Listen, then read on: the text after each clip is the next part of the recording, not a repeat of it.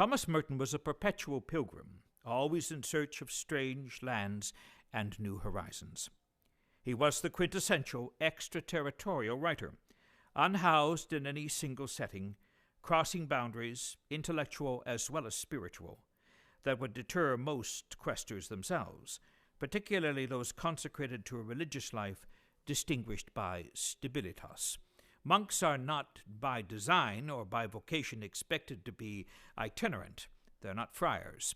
They're expected to remain in the community. And in fact, in the Middle Ages, one of the great crimes within monastic history was to be a gyrovag, a wandering monk. Just picking up and going to a different place because it might be better, wandering the alleyways and roads of Europe. The gyrovagus was not an admirable clerical phenomenon, and the church often spoke of it as an abuse. Merton was a gyrovagus in his own way. Not physically, he didn't transport himself to different monasteries, by and large, with very rare exception in the last year when he was visiting, but he was imaginatively and spiritually everywhere. The first thing is Merton's approach to Catholicism is such that he does not see it as a means or a method for the foreclosure of experience.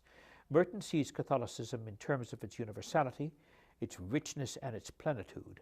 As a consequence, it's a big tent. Lots of people can exist within Catholicism. So the Catholic family isn't narrowly tribal. At one point it was, but he worked out of that narrow ecclesiology to a very deeper one, an ecclesiology embedded in the thinking of the Second Vatican Council and his own work in interreligious dialogue.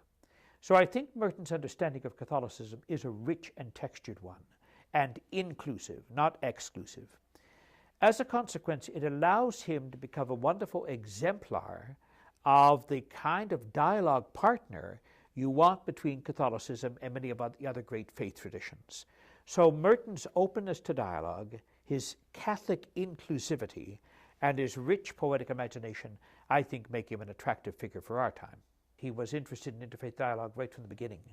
I think what happens is it intensifies near the end of his life, and it becomes much more productive in identifying particular subjects. So you get Zen and the Birds of Appetite, you get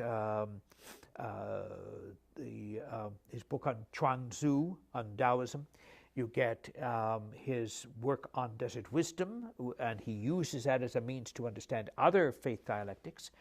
But you get Mystics and Zen Masters, as I said, which is a series of essays exploring different faith traditions, as well as exploring his own. You see, at the same time that he's looking deeper into other faith traditions, he's engaged in self-critique, self-examination, and self-expansion in terms of what he understands the faith to mean. Put very simply, for Merton, faith is a living dynamic. It's not a static thing. It's not something you say, well, I recite the creed, I have faith. Faith is a complex, enriching dynamic that brings you out of yourself and brings you into different horizons of understanding. So for Merton, the importance of contemplative life, the importance of religious life, is tied to the importance of being fully human. To be deeply religious is to be fully human. If they're at war with each other, then the religion itself is false and truncating human experience.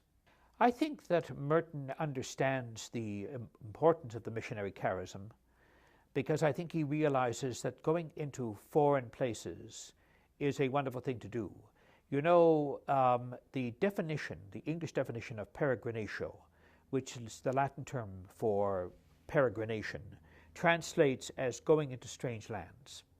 So when the Celtic monks went out into strange lands, bringing in their heart the message of Christ, they didn't know what they were going to encounter. They didn't know who they were going to meet. They didn't know what the challenges were that are on the horizon. But they went out of faith. And I think Merton would look at the work of the Maryknoll fathers and brothers and the Maryknoll sisters as a continuation of that ancient peregrination, going out into strange lands to discover the richness and the deep depth of your own faith. You know, so you're not just a vessel carrying the message. It's a way of encountering yourself at a deeper level. Thank you for a wonderful presentation. We look forward to hope he returns again with regard to Thomas Merton. Thank you. certainly one of the best lectures I've ever heard.